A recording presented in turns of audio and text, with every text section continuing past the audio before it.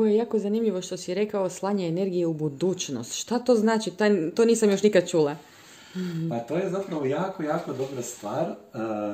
Kad, na primjer, imaš sutra poslovni sastanak, ali te malo trema, bojiš se kako ćeš to izvesti, kako će se sve to napraviti, i onda ti da imaš Reiki, možeš samo sebi, ili zamoliš mene, da ti ja zapravo unaprijed pošaljem energiju za taj trenutak, da ti pomogne da budeš opuštena, koncentrirana, da kažeš sve što treba i znači da bude nekakva opuštajuća atmosfera i tako. Znači šalje se unaprijed za takve nekakve situacije kad ne može čovjek sam sebi raditi Reiki, ali ipak da si kao pošalje podršku.